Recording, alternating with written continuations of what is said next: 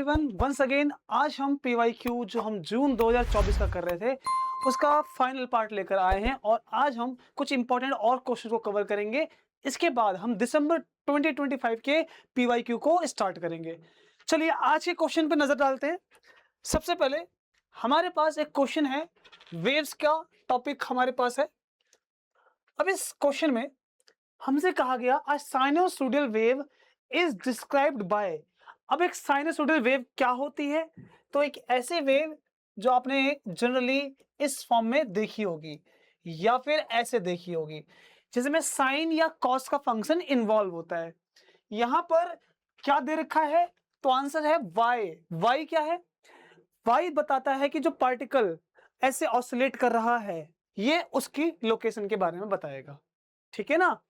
फिर से once again देखिए ये वेव कैसे बनी।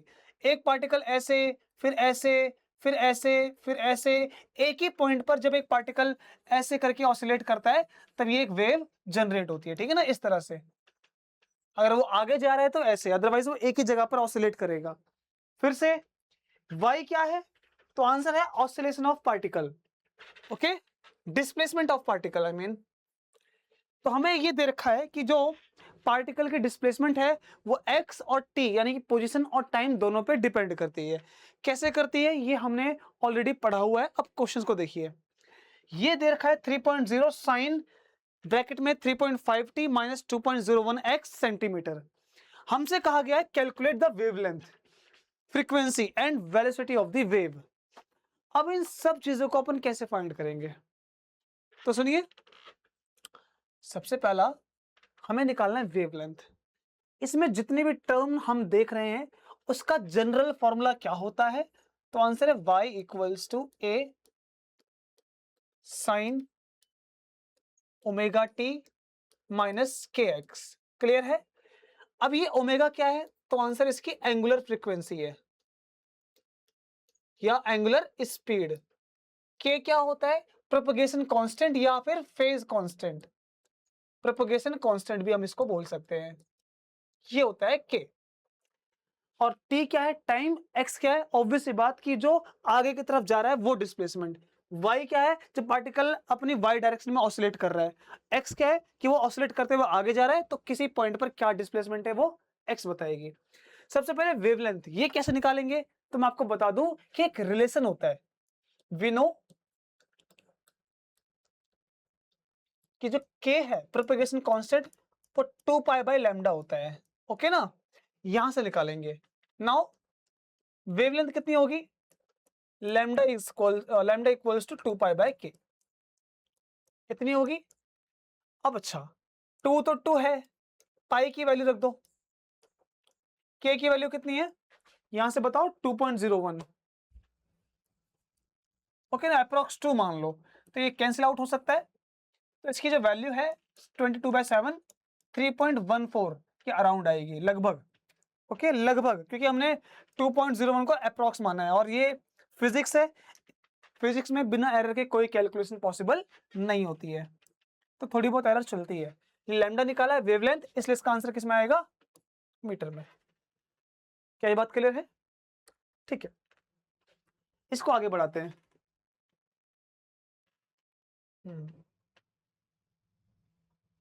नेक्स्ट अब हमें क्या फाइंड करना है? फ्रीक्वेंसी। अब फ्रीक्वेंसी के लिए भी आप जानते हैं एक फॉर्मूला। अगेन वी नो, ये सारे के सारे क्वेश्चन फॉर्मूला बेस्ड हैं। Omega equals to 2 pi frequency. Frequency निकालेंगे तो क्या आएगा? Omega by 2 pi. ओमेगा की वैल्यू कितनी है? ओमेगा 3.5 है, रिलेट कर लो। 3.5 डिवाइडेड बाय 2 और इसकी वैल्यू 3.14 के अप्रॉक्स। सेम कर लेंगे, पॉइंट से पॉइंट काट के डिवाइड करके जो भी आपका आंसर आएगा that will give you frequency. And velocity of the wave वो भी निकाल लो। इसके लिए भी एक फॉर्मूला जानते हैं, ये भी हमने पढ़ा हुआ है। v इक्वल्स टू होता है ओमेगा बाय के। ठीक है, ओमेगा बाय के। अब यहां से देखो, हम आप एक चीज पूछ सकते हैं आप कि सर एक फॉर्मूला और होता है v equals to x by t. इसको क्यों नहीं यूज किया? इसको इसलिए नहीं किया क्योंकि यहाँ पर x का x है और t का t है। ठीक है ना? हमें वैल्यू गिवन नहीं है। ओमेगा और k की वैल्यू गिवन है। ओमेगा कितना है? ओमेगा है 3.5, के कितना है 2.01, करेक्ट ना 2.01। तो इसको आप देख लो और इसको सॉल्व कर लो, that will be your answer metre per second में। क्या ये क्वेश्चन हो गया? क्वेश्चन नंबर 4 था ये हमारे पास, उसका ए पार्ट। आगे कर सकते हैं अपन। अच्छा इस क्वेश्चन में देखिए जरा, define the centre of mass for N N particle system. अब बहुत सारे पार्टिकल हो तो सेंटर ऑफ मास क्या होगा? सेंटर ऑफ मास का कॉन्सेप्ट क्यों यूज करते हैं ये पढ़ा दिया है मैंने। अच्छा होता क्या है जरा इस बात को सुनो। वी नो, जब हम एक बात करते हैं कि भाई अगर एक बॉडी है उसमें बहुत सारे छोटे छोटे पार्टिकल तो हर जगह ही होंगे, ऑब्वियस सी बात है। अब एक ऐसा पॉइंट, हम एक ऐसा पॉइंट उस बॉडी में मानते हैं जिस पर हम फोर्स लगाएं, ठीक है, जिस पर हम फोर्स लगाएं तो वो वही इफेक्ट देगा जैसा पूरी बॉडी पे लगाया जा रहा है। तो क्या होता है ये? तो आंसर है, हम लिख देते हैं इसको सेंटर ऑफ मास, है ना, COM लिख लेते हैं। Centre of mass is supposed to be a point where, नहीं सपोज पॉइंट नहीं करते, हम करते centre of mass is suppose to be concentrate, ठीक है पॉइंट, ठीक है कर सकते हैं। Okay, suppose to be point where entire mass of the body is located,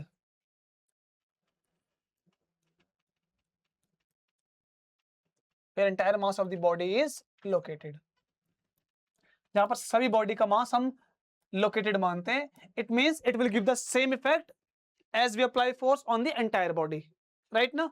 तो ये सेंटर ऑफ मास की डेफिनेशन हम बात कर सकते हैं, बट हमें इसमें कैलकुलेशन करनी है, इसको छोड़ दो आप। कैलकुलेशन में आप ध्यान दोगे, इसने बोला locate the centre of mass for a system of 4 particle. 4 particle का सिस्टम है, सेंटर ऑफ मास निकालना है, लेकिन 4 पार्टिकल कहां पर हैं? तो answer situated at the corners of a square, और उस स्क्वायर के साइड 2 मीटर है, मतलब ये रहा वो स्क्वायर, ठीक है। ये point A, let's say B, C and D, हमने ऐसे ऐसे पॉइंट मान लिए। अब इसके बाद ए जो है उसका मास है 1 kg, ये भी मान लिया। बी का हमने 2 मान लिया, सी का मास 3 kg मान लिया, और डी का मास 4 kg मान लिया। तो सेंटर ऑफ मास कहां होगा? अगर सबका मास इक्वल होता तो सेंटर ऑफ मास सेंटर में आता, बट ये सबका मास इक्वल नहीं है, अलग अलग है, तो हमें कैलकुलेट करना पड़ेगा। स्क्वायर की साइड हमें ऑलरेडी पता है, दैट इज 2 मीटर, ठीक है। तो सारी साइड 2 मीटर होगी कि स्क्वायर है। अब कैलकुलेट करने के लिए आपको एक बात ध्यान देनी पड़ेगी कि भाई देखो इसमें x और y दो डायरेक्शन में है ये, तो हमें दोनों डायरेक्शन में निकालना पड़ेगा। 4x, पहले x में निकाल लेते हैं। और निकालते वक्त सेंटर ऑफ मास को जब समझाया था मैंने, पढ़ाया था, तो मैंने ये बताया था कि देखो अगर हम कभी भी सेंटर ऑफ मास फाइंड कर रहे हैं तो हमें सबसे पहले एक ऑरिजिन सेट करना पड़ेगा। ऑरिजिन यानी कि वो पॉइंट जहां से सारी कैलकुलेशन की जाएगी। तो हमने कहां कर लिया? डी पर। तो यहां लिख लो let origin be at D. D पर ही क्यों किया? क्योंकि हम सेंटर ऑफ मास उस पॉइंट पर कंसीडर करते हैं जहां पर चारों में से किसी एक मास पर, चाहे वो डी पर, चाहे सी पर, चाहे बी पर, चाहे ए पर। ऐसा क्यों करते हैं? क्योंकि हमें एक्स्ट्रा कैलकुलेशन से बच जाते हैं। क्योंकि अगर डी के लिए सेंटर ऑफ मास की कैलकुलेशन करेंगे तो वो उसकी लोकेशन 0 ही आएगी, एक्स में भी वाई में भी। इसलिए हम किसी चार में से एक मास पर कंसीडर करते हैं। तो अब एक्स के लिए कैलकुलेट करेंगे। सबसे पहले फॉर्मूला क्या बनता है? m1 r1, हम r को हम यहां पर क्या लिख रहे हैं? x, क्योंकि हम इसको x में कर रहे हैं। m2 x2, m3 x3, m4 x4, ठीक है। मैं x4 को नीचे लिख देता हूं, प्लस m4 x4 डिवाइड में क्या होता है? सभी बॉडी का total mass m1 plus m2 plus m3 plus m4, right. चलो m1 कौन है, हम a को मान लेते हैं, 1 2 3 4, ओके ना। लेट्स बी से this is 1 2 3 and d is 4। तो मास 1 कितना है, आप कहेंगे सर 1 kg है। x में कितना दूर है, तो आप देखोगे d से a जो है वो x में कहीं भी दूर नहीं है, वो केवल y में दूर है। तो x में कितना हो जाएगा 0, क्योंकि वो केवल ऊपर की तरफ है, आगे या पीछे, लेफ्ट राइट नहीं है। प्लस m2 कितना है, मास 2 है हमारे पास 2 kg, मल्टीप्लाई x में कितना है, x में 2 है और बस y में 2 है ना। देखो आप ध्यान से, हम इसको ये नहीं बोलेंगे कि इतना दूर है, ये तो डिस्प्लेसमेंट है। डिस्प्लेसमेंट मैं केवल x में पूछ रहा हूं कि x में कितना दूर है, तो वो यहां से यहां आ जाओगे। जब यहां से यहां जाओगे तो ये x में इतना दूर है, यानी कि 2 प्लस m3 कितना है 3, ये x में कितना है 2, क्योंकि ये भी 2 है, ओके ना। और m4 वो 4 kg है, और 4 कौन है d, और d खुद से कितना दूर है, कहीं भी नहीं। टोटल मास कितना हो जाएगा 1 2 3 6 4 10, कितना आया, ये 0 हो जाएगा, ये भी 0 हो जाएगा, 2 2 4 3 2 6, 4 और 6 10, 10 बाई 10 करेंगे 1 आ जाएगा, और 1 मीटर आ जाएगा, क्योंकि इसकी यूनिट मीटर में गिवन है। क्या x में क्लियर है, ऐसे ही y में करना है। चलो y में कर लेते हैं, यहां पर m1 y1, ये रहा m1 कितना 1, y में कितना है 2 metre, plus m2 y2, m2 कितना है 2, और वो y में कितना है, तो आंसर है 2। m3 कितना है 3, और वो y में कितना है, तो आंसर है y में नहीं है, केवल ये x में दूर है ना, x में दूर है तो y में 0, और 4 वाला ये खुद, ये y में कितना है, ये अपने आप से कहीं दूर नहीं है, और डिवाइड में टोटल मास कितना हो जाएगा, 2 1 2 2 2 4, 4 और 1 5,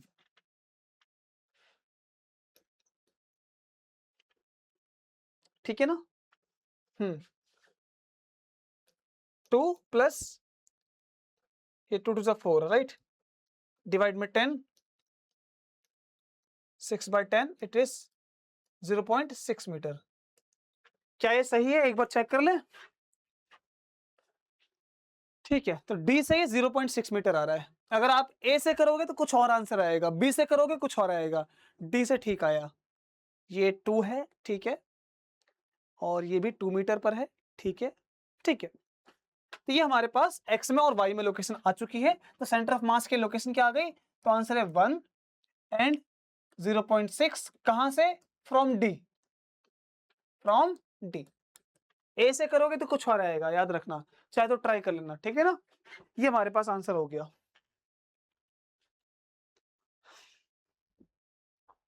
अब देखो क्वेश्चन नंबर 4 तक तो आसान थे, अब थोड़ा वेव्स वाले जो क्वेश्चन आ रहे हैं ये इंटरेस्टिंग है। क्यों, देखो ये क्वेश्चन जो है ना इस टाइप के, आपने इससे पहले कभी किए होंगे या नहीं, मुझे नहीं पता, लेकिन फिर भी देखिए क्या है। The frequencies of two orthogonal harmonic oscillation.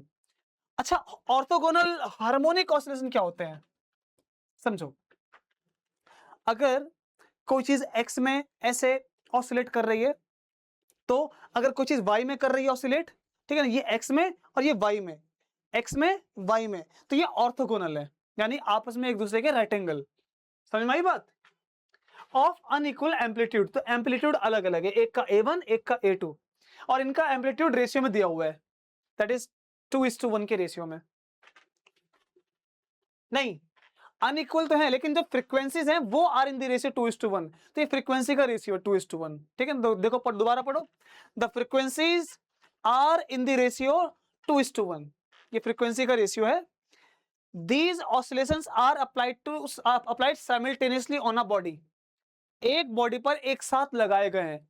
कैसा होता है ये सब सुनो। अगर मान के चलो कि मैं एक बॉल को हवा में लटका के रखूं इस तरह से, ठीक है ना, ये कोई भी बॉल, मैंने इसको एक्स में धक्का दिया तो वो आगे पीछे मूव करेगी। फिर मैंने इसको ऐसे धक्का दिया तो वो ऐसे ऐसे जाएगी। और जब मैं इस काम को कैसे कर रहा हूं, तो दोबारा सुनो, मैं इसको x में धक्का दूंगा, मेरा एक साथी उसको y में धक्का देगा उसी समय, तो वो कैसे जाएगी बॉडी? वो ऐसे ऐसे ऐसे, यानी अजीब तरह से मोशन करेगी, राइट ना? तो जो इसका मोशन होगा वो एक कॉम्प्लेक्स मोशन होगा। वो मोशन कैसा होगा, इस चीज को अपन निकालेंगे। फिर से, अगर कोई बॉडी सीधी लाइन में चलती है तो उसका हम मैथ में से जो मैथ्स करते हैं उसकी, यानी मैथमेटिकल इक्वेशन बनाते हैं, तो उसमें जो वेरिएबल होता है उसकी पावर 1 होती है, यानी कि y equals to x plus two, इस तरह से होती है। कोई पैराबोलिक बनता है तो कैसी होती है, एक्स स्क्वायर प्लस टू करके, है ना? अब हमारे पास इसका मोशन कैसा होने वाला है, हमें वो निकालना है कि क्वेश्चन क्या कह रहा है। If there is no phase difference, no phase difference का मतलब कि जब एक्स वाई में धक्का दिया गया तो दोनों एक साथ धक्का दिया गया, ऐसे करके, ये एक्स में ऐसे, ये वाई में ऐसे, ठीक है ना, ऐसे करके। और उसके बाद obtain the nature of path, तो पाथ का नेचर निकालना है, यानी कि इस तरह से इक्वेशन बनानी है कि इसका पाथ कैसे होने वाला है by the resultant motion of the body, यानी एक्स और वाई दोनों की वजह से जो पाथ बनने वाला है अपने को वो कैलकुलेट करना है। आई थिंक क्वेश्चन समझ में आया होगा, क्या कहना चाहता है क्वेश्चन, हम करें सॉल्व। चलो, इसको एक्स वाई दोनों में धकेला जाता है ना। फ्रीक्वेंसी का रेशियो गिवन है, तो हम ये कह सकते हैं कि मान के चलो कि एक एक्स में है तो ओमेगा एक्स वो कितना है, 2 टाइम्स नेचुरल जो भी फ्रीक्वेंसी मान लो, वो ओमेगा मान लो, लेट कि जो फ्रीक्वेंसी है वो ओमेगा है, तो ये जो रेशियो फ्रीक्वेंसी का रेशियो 2:1 है, तो वो हो गया उसका 2 गुना। y कितना हो जाएगा इसका, 1 गुना। तो ये हो गई इसकी फ्रीक्वेंसीज जो हमें गिवन है, ये डाटा हमें गिवन है कि इनका रेशियो इस तरह से दिया हुआ है। फिर डिवाइड करोगे, रेशियो करोगे, 2:1 आएगा, है ना। और फेज डिफरेंस 0 दिया हुआ है, तो अपन चलो सॉल्व करते हैं इसको। और ना बोला कि एम्पलीट्यूड अलग अलग है। अगर ऐसा है कि एम्पलीट्यूड अलग अलग है तो हम ये लिख सकते हैं भाई साफ साफ, पहले x के लिए 4x, देखो ऐसी कैलकुलेशन हमेशा 2 पार्ट में करो, x के लिए अलग, y के लिए अलग पहले, ठीक है ना, फिर आगे देखेंगे क्या होगा। तो हमने लिख दिया, मान के चलो कि x equals to a sine, oscillation वाला पार्ट है ये, साइन के बाद क्या आता है ओमेगा टी, इसका ओमेगा कितना है 2 ओमेगा मल्टीप्लाई टी। क्या ये बात क्लियर है, होनी भी चाहिए ना, अच्छी बात है ये। और 4y, डाउट आए तो भाई देखो आप पूछना जरूर, ठीक है ना, कमेंट में। y के लिए अब देखो एम्पलीट्यूड अलग अलग है, सेम एम्पलीट्यूड होता तो मैं a को a लिखता, लेकिन यहाँ एम्पलीट्यूड अलग अलग बोला गया है ना, ये ऑफ अनइक्वल एम्पलीट्यूड। फिर साइन और उसकी फ्रीक्वेंसी ओमेगा टी। क्या ये बात क्लियर है, ऐसी बनेगी इक्वेशन। हाँ, अब ऐसी अगर बन जाएगी तो देखिए, अब हमें दोनों को मिला के पाथ निकालना है, दोनों की वैल्यू सब्स्टिट्यूट कर दूंगा मैं, यहां पर भी ओमेगा टी, यहां पर भी, तो मैं ओमेगा टी की वैल्यू निकाल लेता हूं, क्योंकि हमें अगर पाथ ट्रेस्ड निकालना है तो आप जानते हो एक चीज की, सर देखो कभी भी कोई ऐसी इक्वेशन लिखी जाए जो पाथ को बताती है तो उसमें टाइम कभी नहीं आता, टाइम आ जाएगा तो पाथ टाइम के साथ बदलता जाएगा।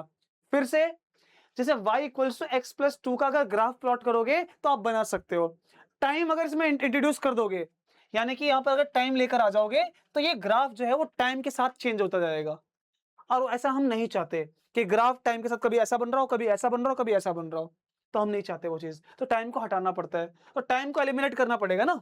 तो क्या आएगी क्वेश्चन, साइन ओमेगा टी, इसको हम एलिमिनेट कर देंगे ओमेगा टी को, तो ये आ जाएगी y अपॉन बी, आ जाएगी y अपॉन बी, एग्जैक्टली हम वहां पर पुट कर सकते हैं ना। मैं आगे क्या करूंगा, थोड़ा पहले छोटा कर देता हूं इसको, फिर जगह बनेगी, करते हैं हम।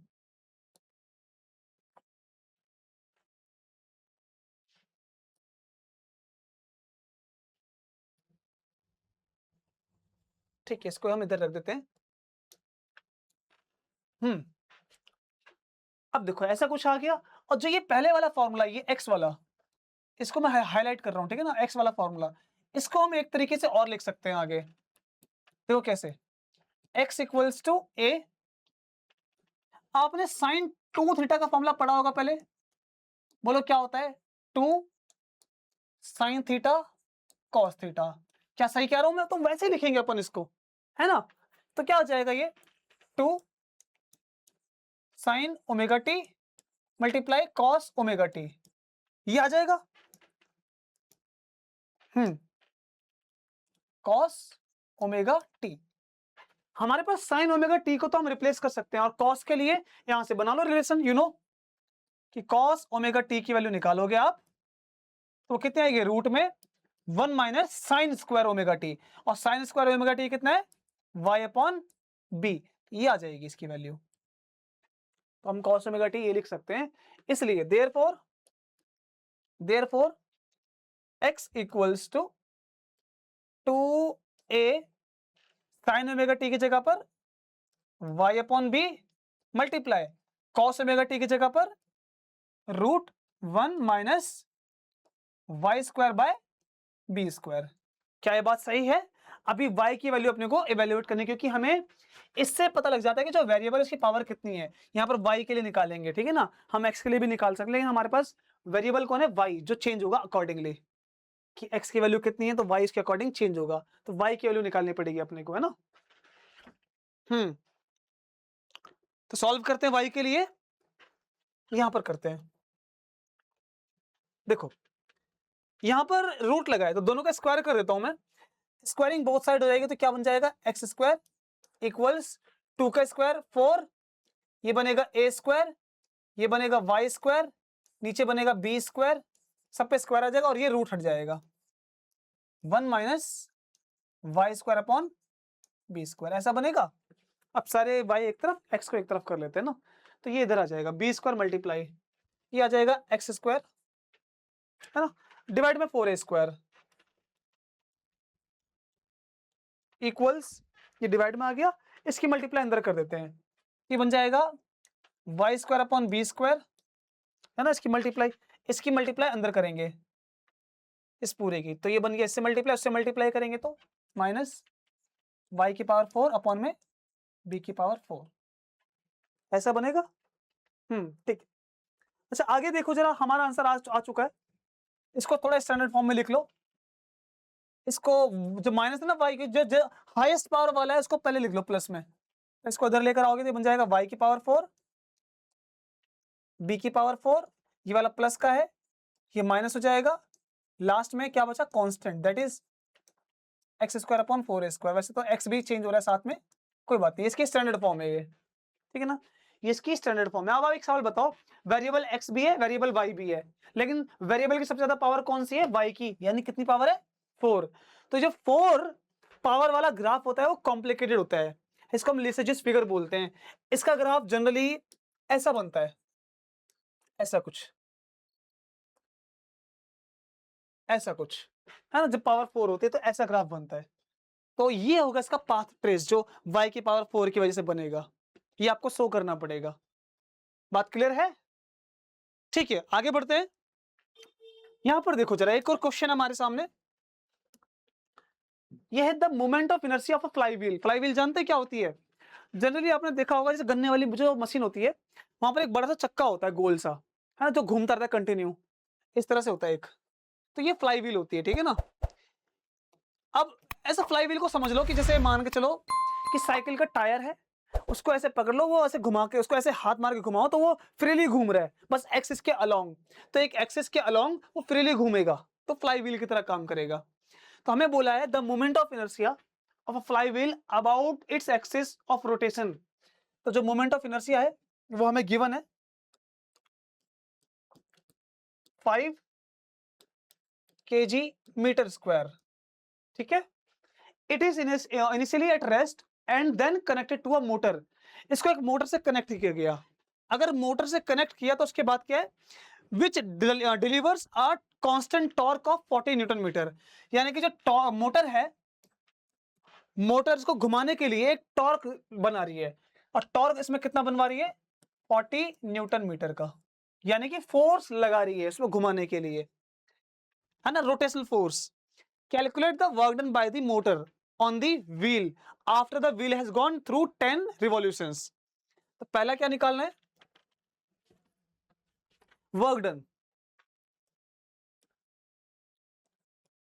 ठीक है, और नंबर ऑफ रिवॉल्यूशन भी गिवन है आपको, नंबर ऑफ रिवॉल्यूशंस, यानी कि टोटल चक्कर कितने लगा है, 10, 10 रिवॉल्यूशन। उसके बाद और क्या पूछा है, what is the angular speed of the wheel at that time. Angular speed निकालनी है, एंगुलर स्पीड। ये भी क्वेश्चन फॉर्मूला बेस्ड है। सबसे पहले वर्क डन सोचो क्या होता है।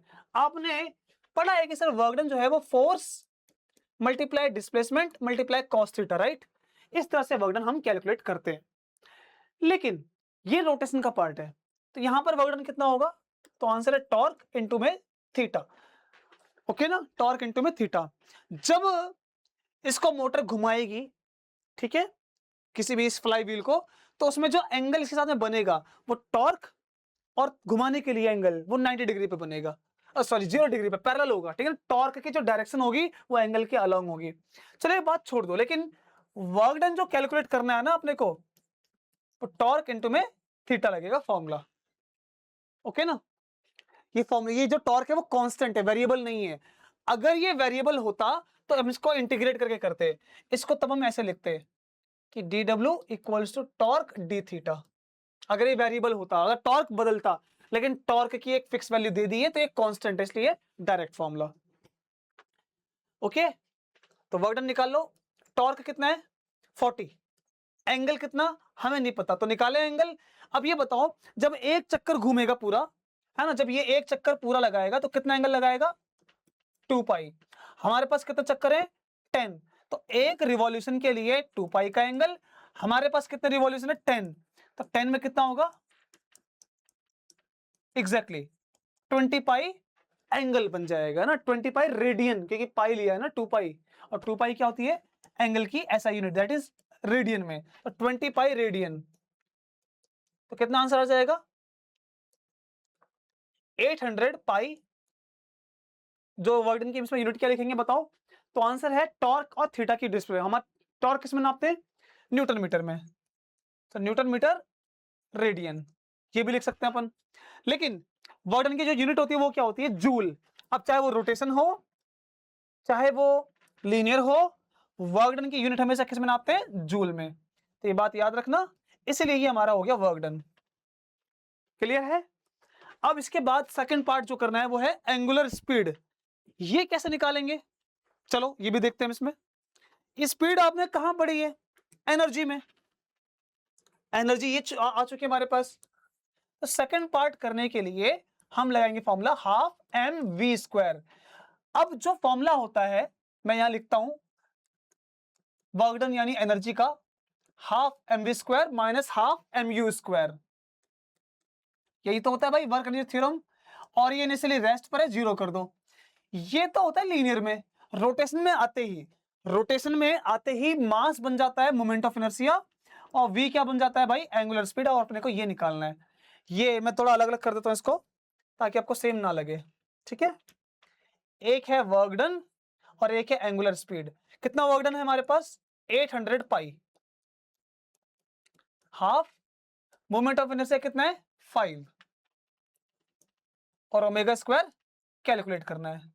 अब बताओ क्या हो नहीं जाएगा आपसे? ये हो जाएगा ना? ये 5 से काटोगे 160 पाई, मल्टीप्लाई करोगे 320 पाई, और ये ओमेगा स्क्वायर। पाई की वैल्यू रखकर इसको हमें ओमेगा की वैल्यू निकालनी पड़ेगी रूट में, ठीक है, करके। ये आप सॉल्व कर लेंगे इसके आगे, तो आ जाएगा रेडियन पर सेकंड में इसका आंसर जो हमें निकालना है, ठीक है। इसका रूट में आप निकाल लेना, या तो मैं निकाल देता हूं, चलो ठीक है ना। 320 मल्टीप्लाई 22 डिवाइड में 7, और इसको हम ओमेगा निकालेंगे तो ये रूट में आएगी वैल्यू इस तरह से। चलो रूट से निकालता हूं मैं, ठीक है ना, वैल्यू को जगह बना लेते हैं।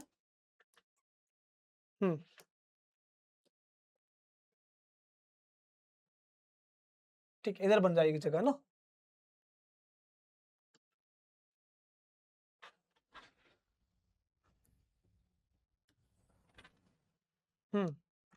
अब सॉल्व करते हैं इसको आगे।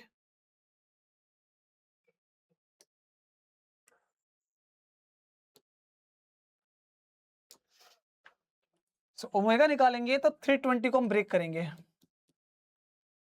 अब 320 का एलसीएम निकालो, कितना आता है? 2 की पावर ना, 2 इंटू 2। ये सिंपल तरीके से लिख लेते हैं, 4 इंटू 4 इंटू 2, है ना, कितना हो गया? 32 इंटू में 10। 320 मल्टीप्लाई अगेन 22 है हमारे पास, 22 को 2 इंटू में 11 डिवाइड बाय 7। अब बात करो, देखो यहां पर 2 बार 4 है, एक बार बाहर आ जाएगा, ये 2 और ये 2 2 बार हैं तो एक बार आ जाएगा बाहर। अंदर कितना बचा 110 बाय 7, ठीक है। तो यहां आ जाएगा ये 8, 110 को रूट से, अच्छा इसको काट के डिवाइड कर लो, कितना आएगा 7 से, 7 से डिवाइड कर लो,